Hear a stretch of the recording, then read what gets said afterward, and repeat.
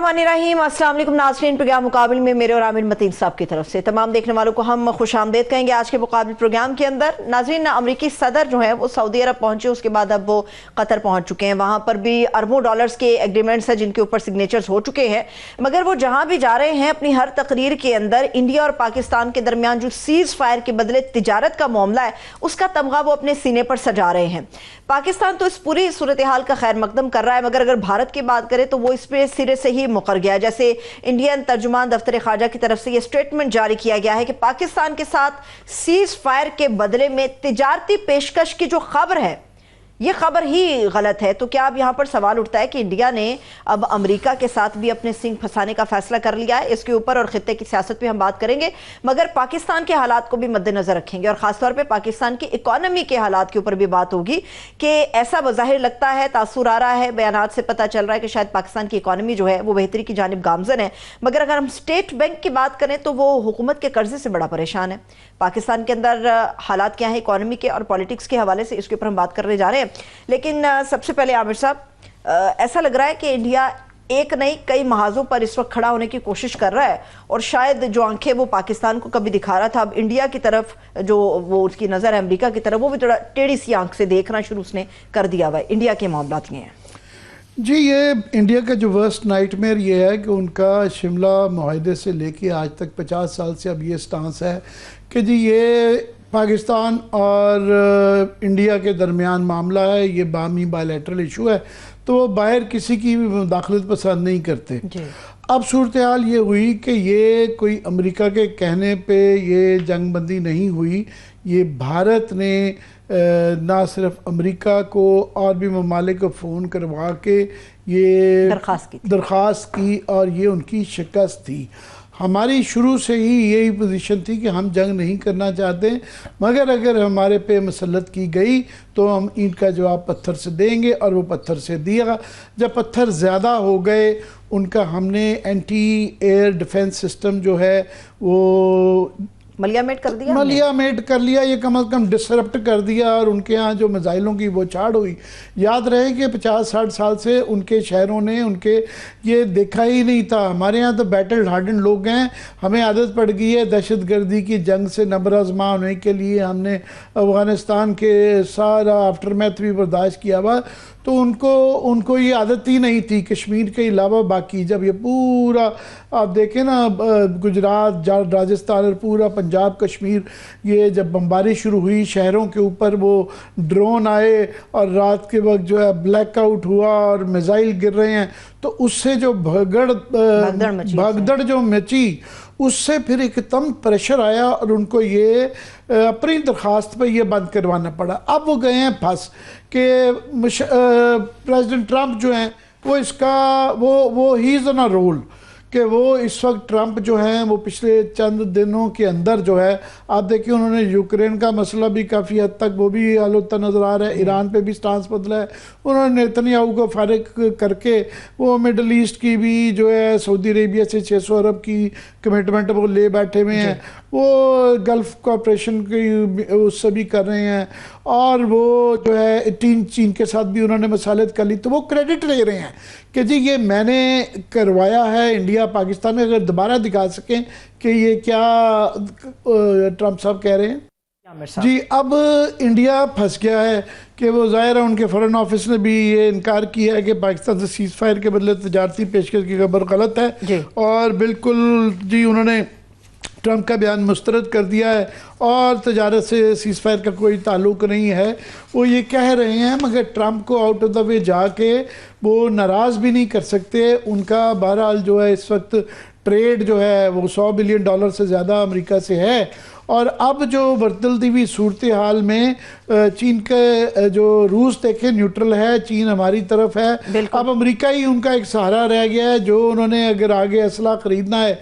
और हमारे से मुकाबला करना है तो वो ट्रंप को नाराज़ भी नहीं कर सकते, मगर उनके लिए डोमेस्टिक प्रेशर इतना आ रहा है कि अब जो है आहिस्ता आहिस्ता वो जो डिनाइल की सिचुएशन थी कि नहीं जी हमने ये बराबरी पे कर लिया, और वो जो पहले तरीका था कि वो पुलवामा के बाद भी और उससे पहले उड़ी के बाद भी कि जी हमने देखें वो प्रोपेगेंडा ऐसा, वो इस दफ़ा प्रोपेगेंडा नहीं चल रहा, इस दफ़ा शवाहिद इतने ज़्यादा हैं कि वो नज़र आ रहा है कि लोगों को कि ये नहीं, इस दफ़ा हमें शिकस्त हुई है और इबरतनाक शिकस्त हुई है।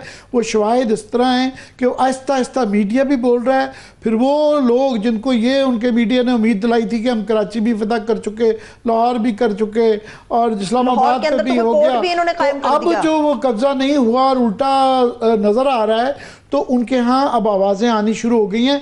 अगर वो दिखा सकें कि ये रमेश कुमार जो हैं ये इंडिया के बाइज्जत तरीन सहाफ़ियों में से हैं, इनका NDTV पे प्रोग्राम बंद करवा दिया, इंडिपेंडेंट सहाफ़ी हैं, हिंदी ज़बान शुद्ध हमारी भी आजकल बड़ी अच्छी हो गई है, तो ये सूत्रों के अनुसार ज़रा ये चेक करें क्या। आमिर साहब, ये सिर्फ अपने सहाफ़ी को नहीं, दुनिया भर का जो सहाफ़त का मामला है वहां पर इंडिया में, उनको भी मुकम्मल तौर पे बैन उन्होंने कर दिया। दो चीज़ें, एक तो उन्होंने कहा कि अगर इंडिया की विक्ट्री हो गई है, वो फतह याब हुए हैं, तो जश्न क्यों नहीं है? क्यों नहीं है? क्यों बाजारों में हमारे देखे ना जश्न चल रहा है ना 2-3 दिन से, और जबरदस्त लोग मिठाइयाँ बांट रहे हैं। आमिर साहब, इसमें कम्युनिटी सब है, सब लोग, आतिशबाजी चल रही है, चट्टे लग रहे हैं, तो वो नजर आती है लोगों को आजकल के ज़माने में बेवकूफ़ नहीं बनाया पता। ये जो फतह होती है ये चीख चीख के बोलती है, तो वो कहते हैं कि यहाँ पूरे मुल्क के अंदर एक शोक का समा है, किसी की आवाज़ हो रही है, मारकुटाई हो रही है। तो ये रमेश कुमार साहब यही कह रहे हैं कि वो जश्न की तरह है, अगर वो हो गई है तो मोदी साहब थोड़ी सी कोशिश तो कर रहे हैं, कोई एक दो जगह तकरीरें भी की हैं, माहौल नहीं बन रहा। दूसरा उनका ये जो स्टांस के जनाब, ये पहले वो कहते थे कि जी कारोबार नहीं करना, पाकिस्तान के साथ ट्रेड नहीं करनी, पाकिस्तान के लोग भी सफारतकार भी निकाल दिए, तो उनका जी अब ये ट्रंप साहब कह रहे हैं कि ये कारोबार का बीच में एलिमेंट था। तो ये इतने ज़्यादा सवाल खड़े हो गए हैं कि वो उनको इंडिया में जवाब नहीं दे पा रहा, वो बिल्कुल बेबस हो गए हैं। एक तो ये जो जंग के सूरत पे जो एक पहले वो एक घड़ लिया जाता था कि देखें वो पहले सर्जिकल स्ट्राइक की और वो उस दौर में 2016 में, और वो कि जिस मुबैना वो हमने का यहाँ से कहा कि जनाब एक कबाब मरा हुआ नज़र आया था, और उसके बाद मगर उन्होंने एक माहौल बना लिया और इलेक्शन के अंदर यूज़ भी कर लिया।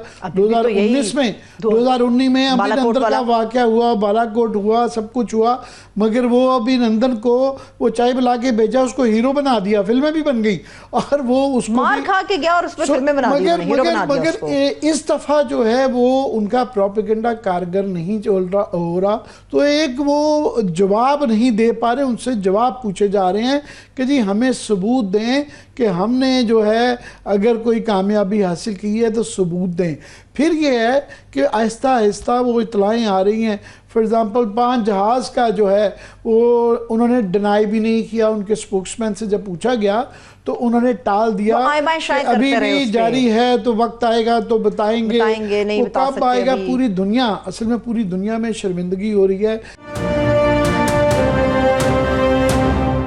दुनिया के तमाम मीडिया, तमाम जो थिंक टैंक्स हैं, वो कोई 4 कह रहा है, कोई 5 कह रहा है, कोई 6 मान रहा है, मगर सभी मान रहे हैं। यहाँ तक कि रफाल ने, फ्रांस की अपनी इंटेलिजेंस ने CNN को ये कहा। तो अब जो है ये एक ना सिर्फ कि ये एक शिकस्त है, बल्कि इसको स्टडी किया जा रहा है कि जनाब ये एक चमत्कार जो हुआ है, ये इससे वॉर हिस्ट्री तब्दील हुई है, जंग लड़ने के निज़ाम में तब्दीली आई है, एक इनकलाब आ गया है। सो दुनिया भर में ये अगले लेवल पे स्टडी किया है। वो इंडिया का ये अब ये कह देना एक अपने आप बेवकूफ़ बनाना है और अपने आप को मजाक उड़वाने वाली बात है। सो इसलिए वो जो एक मिथ बनाई हुई थी, एक माइटी इंडिया और स्ट्रॉन्ग इंडिया और गोल्डन इंडिया, तो अब एकदम से उसके बाद से ये जो शिकस्त है ये एब्जॉर्ब नहीं हो रही, इसकी वजह से ये प्रॉब्लम आ रही है। ये भी वाज़ेह हो गया है कि भारत अमन भी नहीं चाहता, क्योंकि जब से ट्रंप की तरफ से आमिर साहब भारत का लफ्ज इस्तेमाल करके उन्होंने बताया कि जी ट्रेड के ऊपर आकर सीज फायर हुआ, तब से इंडिया के अंदर बहुत ज्यादा हंगामे फूटे हैं और तब से क्वेश्चन बहुत ज्यादा उठाए जा रहे हैं। जी, अब बात यह है कि अभी इसका जो है ना डायरेक्टली दो तरीके इसके रिपरकशंस हैं, क्योंकि ये जो रिएक्शन वहाँ पे आया है, एक तो रिएक्शन ये था कि हो सकता है कि जो अक्लमंद लोग हैं उनके कह रहे हैं कि जनाब साथ में उन्होंने जो ये एक धमकी दे दी है कि अगली दफ़ा भी जब कोई पहलगाम होगा तो वो ये जंग होगी, तो वो लोग कह रहे हैं कि जनाब ये आप हर दफ़ा ये धमकी नहीं दे सकती, धमकी वो दें जिसके ऊपर आप अमल दरामद कर सकें। तो समझदार लोग ये कह रहे हैं कि आप जड़ पे जाएं। जड़ क्या है? जड़ कश्मीर है। और ये आहिस्ता आहिस्ता उनके यहाँ समझ आ रही है कि ये मामला शुरू कहाँ से हुआ, ये जो हमारा और चीन का जो ये ताल्लुक था ये कैसे हुआ, क्यों हुआ। कई दहाइयों से हमारी दोस्ती थी, मगर ये जो दोस्ती को जो तक़वियत दी गई, ये इसकी जो कट ऑफ डेट थी 2019 थी। मामलात इनके जो ख़राब हुए घूम फिर के 370 को एब्रोगेट करने से थे, क्योंकि वो ना सिर्फ कि उस वक्त उन्होंने पाकिस्तान को और अपनी मुस्लिम अक़लियतों को और कश्मीरियों को दबाने के लिए ये यूनियन का हिस्सा तो कश्मीर को बना लिया, उन्होंने चाइना को गौर नहीं किया था। ये मैं तकरीर दिखाना चाहता हूँ जहाँ से भारत के मामला निपटे। अगर अमित शाह साहब की वो तकरीर पार्लियामेंट में दिखा सकें, ये एक वो तकरीर थी जिससे भारत को जो ले बैठी, जिसके मामला जिसके बाद से खराब तर आज तक होते गए हैं। उसके बाद से हालात जो है ना वो आउट ऑफ कंट्रोल है। ये जो एब्रोगेशन के बाद ये पार्लियामेंट में इन्होंने अपनी लोकसभा में ये तकरीर की और इसके अंदर वो एब्रोगेशन का जिक्र था। साथ में एक्साई चिन्ह जो कि अब चाइना 1962 की जंग के अंदर उन्होंने अपना वो हिस्सा ले लिया था, तो इन्होंने कहा कि हम जो है आज़ाद कश्मीर पे भी कब्ज़ा करेंगे, एक्साई चिन्ह पे भी करेंगे। ये वो एक जुमला था जिसका चीन ने नोटिस लिया। और चीन का एक उनकी डिप्लोमेसी का स्टाइल है कि वो बड़ी लाउड नहीं है, वो बड़ा सटल होता है। तो उसके बाद उन्होंने कहा कि हम याद रहे कि आपका हमारा मुआहदा ये था कि चीन की जो लद्दाख की या कश्मीर की जो ज़मीनी हक़ाइक़ हैं उसमें कोई तब्दीली नहीं लाई जाएगी, स्टेटस को नहीं लाई जाएगा। तो हम पार्टी हैं, आपने ये इसका स्टेटस कैसे कश्मीर का तब्दील कर लिया। इन्होंने गौर नहीं किया और उसके बाद गलवान की जंग हुई और स्वाब थे। उसके साथ ही फिर हमारे साथ जो चीन की जो रिलेशनशिप है वो फिर ये जो हफ्ता पहले 6 और 7 की रात को जो करिश्मा हुआ है, ये उसका फाइनल ट्रेलर था, क्लाइमेक्स उसका हुआ। क्लाइमेक्स भी नहीं, अभी शायद ये फिल्म जारी है, मगर इसकी इब्तिदा 2019 से शुरू हुई है। तो इस मामले को अगर इंडिया को दुरुस्त करने का अक्लमंद हो तो ये कश्मीर को ही, जब तक कश्मीर का मसला नहीं हल होगा तो उनका चीन से मसला नहीं हल होगा, उनका हमारे से नहीं हल होगा और कश्मीरियों भी उनको भी ये मसला रहेगा। तो ये उसी राह में, तो ये बड़ा इम्पोर्टेंट है जी। तो मैं ये सिर्फ कह रहा था कि इसके बाद जो है अब सूरत हाल ये है कि ये इस 6 और 7 के बाद जो हुआ और उसके बाद जो मज़ीद हमारी और उनका मिसाइल्स का एक्सचेंज हुआ, तो अभी एक पैराडाइम बदल गई है। अभी जो है पाकिस्तान जो है वो दुनिया भर में हमारी इज़्ज़त बहुत ज़्यादा बढ़ी है। इवन के ये सिर्फ ट्रंप साहब ने कश्मीर का जिक्र नहीं किया, जो इनके लिए सबसे बड़ा नाथमा होता है ना कि वो कश्मीर इंटरनेशनलाइज करना होता है, अब वो इंटरनेशनलाइज हो गया। पूरी दुनिया ये बात कर रही है कि जनाब ये यार हमें पैरिटी मिल गई है कि वो लोग पहले भी हम अपने आप को हमने कभी भी उनसे कम नहीं समझा, मगर अब दुनिया मान रही है कि जनाब इतनी बड़ी उसको ताकत को इन्होंने सरनगू किया है, तो पाकिस्तान के अंदर हमें संजीदगी से लोग ले रहे हैं। तो ये J-10C, अब J-10C जो है ये एक उसको स्टडी किया जा रहा है, बल्कि ये पेरिस में, ये मैं खबर देता जाऊं कि पेरिस शो हो रहा है जून में। ये गालबन जून की 16 या 18 को के दरमियान में। ये J-10C को पहले जो है पेरिस शो जो दुनिया के बड़े एयर शोज होते हैं उसके अंदर, तो ये इसको एंट्री नहीं दी गई थी। उन्होंने कहा जी ये बड़ा कमज़ोर जहाज़ है, तो ये इस काबिल भी नहीं है कि इसको जो है ना नुमाइश के लिए कराया जाए। तो अब जो है ये J-10C जो है ये पेरिस शो में ये सबसे ज्यादा देखा जाने वाला जहाज के बाद जो भारत को हमने दिखाया है, ये दिखाया जाएगा। और ये कहा जा रहा है कि पूरे दुनिया के वहाँ पे रफाल, ज़ाहिर पेरिस में है यानी फ्रांस में है, और फ्रांस का रफाल के साथ जो हो चुका है, उसके बाद तमाम दुनिया जो है वहाँ जो है ऑफ कोर्स जो है अमेरिकन भी होंगे, रूसी भी होंगे, जो है फ्रेंच जहाज़ भी होंगे, ब्रिटिश भी होंगे। तो सारी वो कह रहे हैं कि उसकी पूरे पेरिस शो की जो नजरें हैं, वो जान जो होगा, जो फोकस है वो J-10C और PL-15 एक हाउस होल्ड नेम बन गए हैं। जो PL-15 मिसाइल है जो इसके साथ लेस है और जिसने रफाल का जो स्पेक्ट्रा रेडार है। अब ये देखें, ये टर्मिनोलॉजी हमारे भी बच्चों को याद होगी। किसी को क्या पता था J-10C क्या होता है, JF थंडर हम बनाते हैं और किसी को पता नहीं थी। बच्चे को PL-15 इस जमाने में F-16 जो था ना वो उड़ाते आ रहा, और साथ में गेट के ऊपर जो है ना, हर बस के ऊपर जो है ना वो कई दफा चिंग के ऊपर भी F-16 को ये हासिल था, ये एजाज। अब ये J-10C और JF थंडर जो है, ये इन जहाज़ों को ये है कि ये हर जगह आप देखिएगा, ये जितनी जो ट्रांसपोर्ट चलती है ट्रकों से लेके हर जगह आपको J-10C आएगा। तो ये किस्म की हमारे लिए, ना सिर्फ कि हमारे लिए नेशनल प्राइड बन गई है, चीन के लिए भी नेशनल प्राइड बन गई है। और उस वजह से ये है कि ऑफ कोर्स भारत ने इसको, they will not take it lying down, और वो उसकी तिलमिला रहे हैं, मगर क्या करेंगे, जो भी कुछ वो करेंगे इस वक्त चीन की टेक्नोलॉजी को अमेरिका नहीं मैच कर रहा, और वो उनको कंपनीज देने में जो है वो तामुल होंगी। हमें हर कोई ब्रांड, जिस तरह हमने सुरखरू किया चीन को, हमें हर कोई देने में वो बिल्कुल आमिर साहब, लेकिन ये हमारे लिए फख्र की बात है। अगर J-10C की आप बात कर रहे हैं तो दुनिया भर के कई ऐसे ममालिक हैं जो इस वक्त पाकिस्तान के साथ रब्ता कर रहे हैं कि हमारे पायलट्स जो हैं उनको भी पाकिस्तान की जो फिजाई है वो तरबियत फराहम करे। एनी हो, गुफ्तगू आगे बढ़ाते हैं, मगर अपने मेहमान का तारुफ भी मैं करा देती हूँ। हमारे साथ इस वक्त साबिक वजीर खजाना और सेक्रेटरी जनरल अवाम पाकिस्तान पार्टी मिफ्ता इस्माइल साहब मौजूद हैं। सर, आपके वक्त के लिए बेहद शुक्रिया। जी मिफ्ता, अगर आप मेरा इब्तदाइया सुन रहे थे, क्योंकि आजकल जो सारी ये जो बहस है वो इसके गिर्द है, मगर आपकी बड़ी, क्योंकि मैं इसको ज़रा इकोनॉमिक एंगल से भी करना चाह रहा हूँ कि हमारा एक इम्बैलेंस ही कह लें कि माशाल्लाह हमने डिफेंस के शोबे में इंडिया, जो कि हमारे से इतनी बड़ी ताकत है, उनको सरनगू किया है। और मगर वो उसके बाद एक नया कंपटीशन छुड़ेगा। उनके यहाँ आवाज़ सुनते हैं हम कि जी वो कहते हैं हम इकोनॉमिकली जो है ना वो हमें मज़ीद जो है ना फंसाने की कोशिश करें।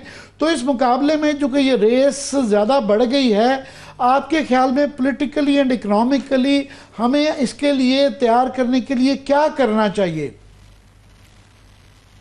जी देखिए, ये बात आपकी एकदम दुरुस्त है कि हिंदुस्तान जो है वो हर किस्म से पाकिस्तान को पीछे दिखाने, नीचे दिखाने या पसपा करने की कोशिश करता है।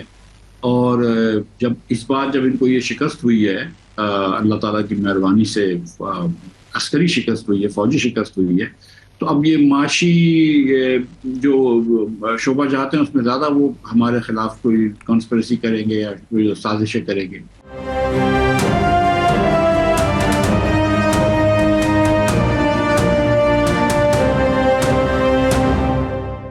एक चीज़ वो ये कर सकते हैं कि जो पाकिस्तान की एक्सपोर्ट की आइटम्स हैं, बेडशीट्स वगैरह हम बड़ी बेचते हैं, कुछ गारमेंट्स हैं, कुछ डेनिम का कपड़ा है, और वो करते भी रहें, उन चीज़ों पे वो ज़्यादा रिबेट्स देते हैं ताकि पाकिस्तानी बायर्स को अच्छी तरह पैसे ना मिल सकें या उनकी मार्केट टूटे। एक तो ये ज़ाहिर है वो करते हैं। एक उसका सलूशन जो हम कर सकते हैं वो कि अपना एक्सपोर्ट डाइवर्सिफाई कर दें, कि इतनी सारी चीज़ें एक्सपोर्ट कर रहे हो कि हिंदुस्तान कहाँ कहाँ अपना रिबेट्स देना शुरू करेगा। दूसरी चीज़ ये है कि देखें आमिर भाई, कोई सब्स्टिट्यूट नहीं होता तालीम का, ठीक है। सबसे अच्छा इन्वेस्टमेंट जो होता है ना, वो किसी फैक्ट्री लगाने से, किसी ब्रिज बनाने से, किसी रोड बनाने से, कोई बिजली घर लगाने से, सबसे अच्छा इन्वेस्टमेंट जो है वो तालीम है। और तालीम की बेहतरीन जो तरीका है वो स्कूल बच्चों को भेजना है। अगर हम बच्चों को स्कूल नहीं भेजेंगे, हमारे 40%, 50% बच्चे स्कूल नहीं जा रहे होंगे, तो हम बदस्तूर हिंदुस्तान से पीछे आते रह जाएंगे, ठीक है। अब जितनी भी तल्ख बात है, आज भी हम ये पता चलिए कि तमिलनाडु से भी हम पीछे रह गए। हमारी मईशत जो है उनके एक रियासत तमिलनाडु से पीछे रह गई है।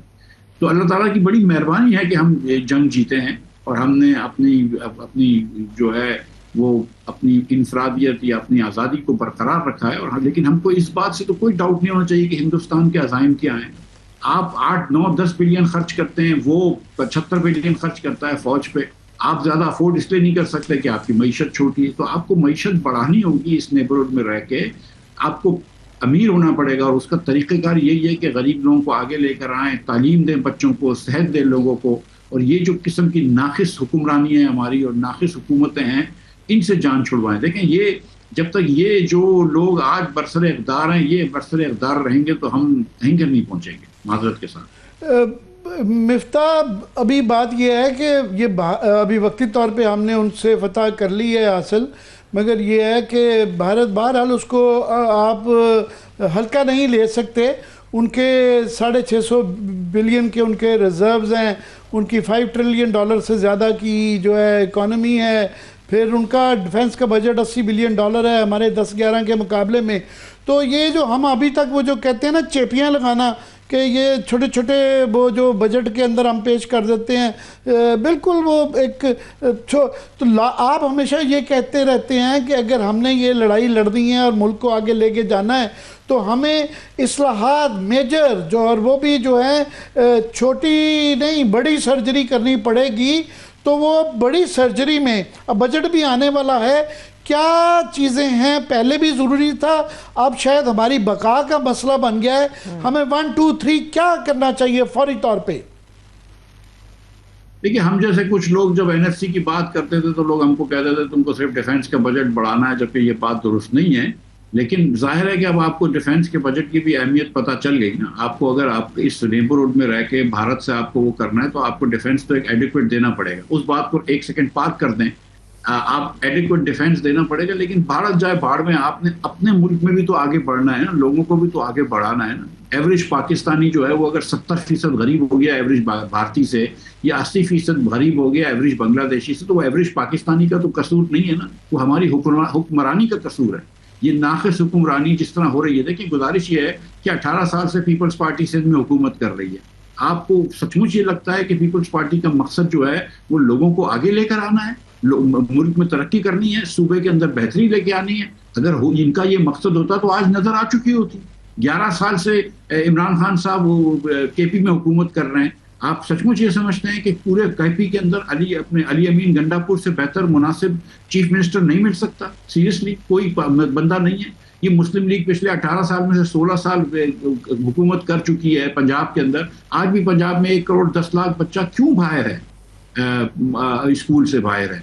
आप जो इतने बड़े बड़े दावे करते हैं, तो आपको और आमिर भाई, आप तो जर्नलिस्ट बैठे हुए हैं, आपको तो रोज स्टोरियां आती होंगी आज पंजाब में करप्शन की। इसमें अब क्या डाउट रह गया है? सो द थिंग इज कि क्या हम अगर यही करेंगे कि हमारी पूरी सियासत जो है वो मेरे नवासे और आपके पोते को आगे लेके जाने की है, तो फिर वो और बात है।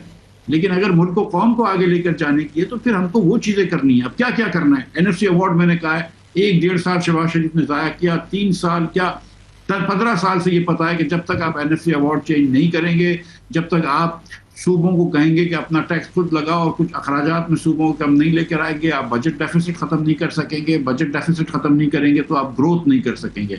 तो वही होगा कि हर साल आपके यहाँ पॉवर्टी बढ़ती रहेगी, अनएम्प्लॉयमेंट बढ़ती रहेगी, आप लोग जो है वो हर चीज पे ज्यादा टैक्स दे रहे हैं। अब पाकिस्तान में दूध पे तो टैक्स लग गया, अब देखते हैं ये बजट पे क्या आता है। दूसरी चीज, आपको निचकारी करनी पड़ेगी। इस हुकूमत यकसर निचकारी में फेल होगी, कोई निचकारी नहीं कर पाई। बस ये कमेटियों पे कमेटियां बना रहे हैं, निचकारी एक पैसे की नहीं। तीसरी चीज है, आपको लोकल गवर्नमेंट को डिवॉल्व करना पड़ेगा चीजों को, लोकल गवर्नमेंट तक पावर्स देने पड़ेंगे और लोकल गवर्नमेंट को इंडिपेंडेंस देनी पड़ेगी और खुद मुख्तारी देनी पड़ेगी। वो आप करना भूल गए। चौथी चीज है कि आपको हुकूमत का दायरा इख्तियार कम करना पड़ेगा, हुकूमत का फुटप्रिंट खुद छोटा करना पड़ेगा। हर जगह हुकूमत के रेगुलेशंस होने जरूरी नहीं है।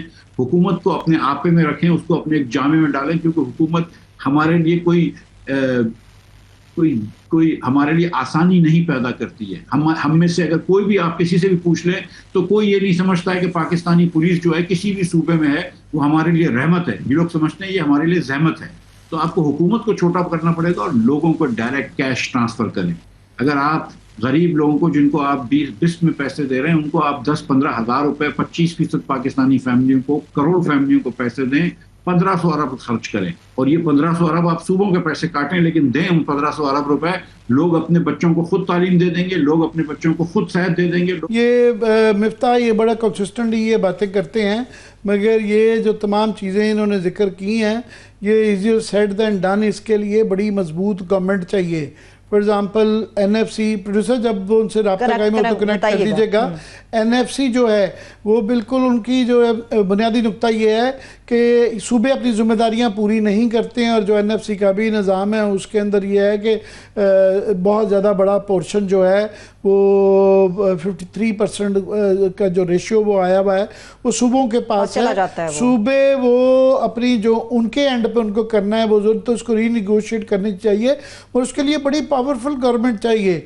तो ये मैं नहीं समझता हूँ कि ये गवर्नमेंट में इसमें दम है, ये तो छोटी छोटी चीज़ें नहीं कर पाते। वो तो और खुद खास मुख्तारी पे तौर हमला करार दे पे देते हैं अगर NFC के ऊपर जाएं अमर साहब। ये शहबाज शरीफ साहब के अंदर ये इतनी जान नहीं है कि वो ये कह सकें कि सिंध जो है उन्होंने सिंध वालों को बड़ी पीपल्स पार्टी को सूट करती है कि उनकी एक फीफडम है, और एनएफसी और जो 19वीं तरमीम है उसके मुताबिक सूबों को एक वो जो बांग्लादेश में मुजीबर रहमान साहब मांगते थे उससे ज़्यादा आज़ादी मिल चुकी भी है, मगर जिम्मेदारी रहने को कोई तैयार नहीं है। और उसको अगर आप बात करेंगे तो वो एकदम जो है वो खुद पे हमला करार दे देते हैं उसको। फिर वो वफाक का जो है उसके ऊपर वो हमला कर दिया जाता है कि जी ये देखें हमारी जो है ऑटोनॉमी के ऊपर ये हमला है, और एकदम से वो सिंध के जो है ना पीपल्स पार्टी बन जाती है।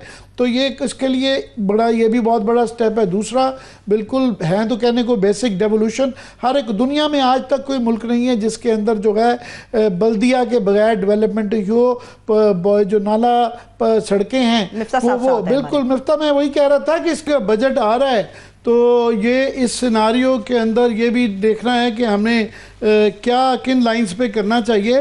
पर अभी तक जो इशारे आ रहे हैं, जो फीलर्स आ रहे हैं गवर्नमेंट के, वो ही पुरानी जो 20-30 साल से एक तरीक़ाकार है कि एक्सपेंडिचर्स की आपने बात की, ये शायद अच्छी खबर बताई जा रही है कि IMF के प्रेशर की वजह से उन्होंने अपनी कंडीशनलिटीज़ के अंदर रखा हुआ है कि आपने एक्सपेंडिचर्स के अंदर कम करना है।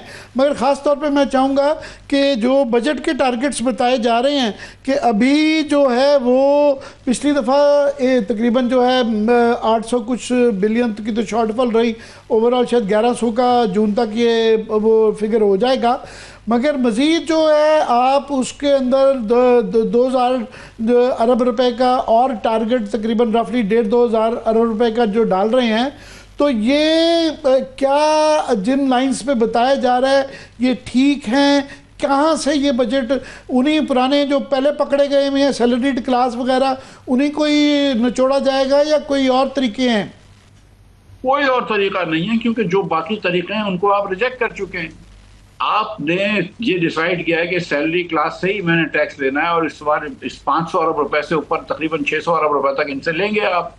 आपने 38.5% टैक्स लगा दिया है। हो सकता है आप 1-8% जिसको पिछले साल क्योंकि 10% आपने टैक्स सुपर टैक्स लगाया था, तो हो सकता है उसमें से आप 2-2.5% कम कर दें, और उसके बाद आप बड़े इस पर तालियां पीटेंगे कि मैंने देखो 2.5% कम कर दिया। वजीर आजम साहब जो है वो बड़ी बातें करेंगे, लेकिन वो 38.5% से अगर आप 36 पे ले आए तो क्या बड़ी बात होगी।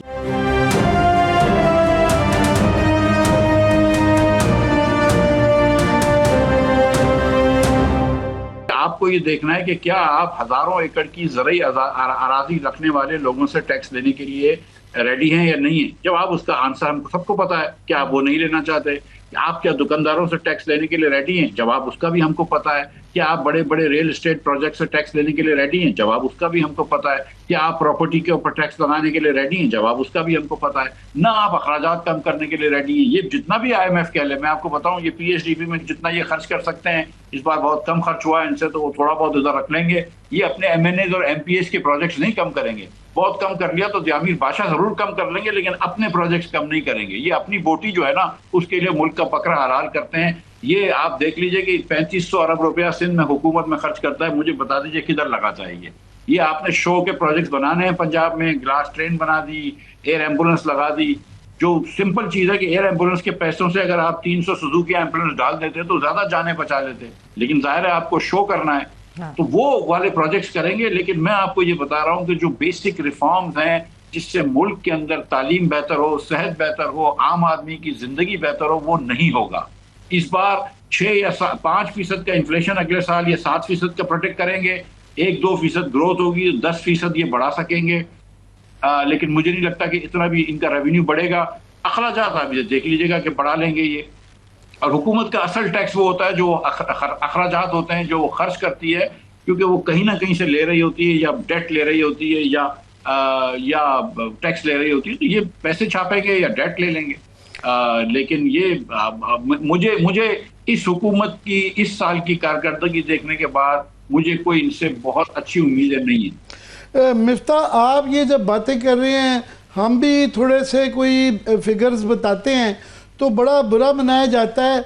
वो कहते हैं कि आज फॉर एग्जांपल अभी वॉल स्ट्रीट की एक जो है ना कोई बैरन की वो कोई सर्वे आया हुआ है और क्या जी पाकिस्तान जो है ना एक मिरेकल कंट्री है और देखें 40% से उन्होंने 1% पे जो है अपनी इन्फ्लेशन ले आए हैं और ये इन्वेस्टमेंट के लिए वो है और बड़ा, और वो बहुत ज़्यादा कोट किया जा रहा है कि पाकिस्तान के अंदर इकनॉमिक मिरेकल हो गया है और सिलेक्टिवली फिगर्स उठा लिए जाते हैं, मगर जो बाकी जो हैं जो सॉलिड फिगर हैं जो देखने वाले तरीके हैं उसको इग्नोर करके वो कह रहे हैं कि आप भी गलत कह रहे हैं, मैं भी गलत कह रहा हूँ, हमारे जैसे लोगों के ऊपर वो एक तलवार आ जाती है। क्या कहेंगे?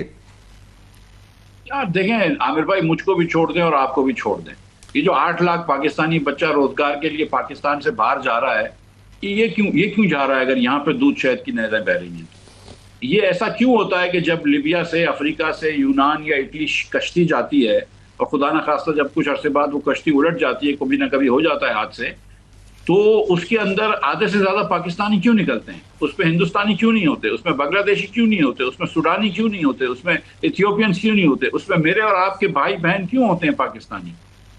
इसलिए ना कि रोजगार ढूंढने जा रहे हैं, क्योंकि यहाँ रोजगार नहीं है। क्या ये बात दुरुस्त नहीं है कि 10 करोड़ 50 लाख लोग खतरे गुर्बत के नीचे हैं?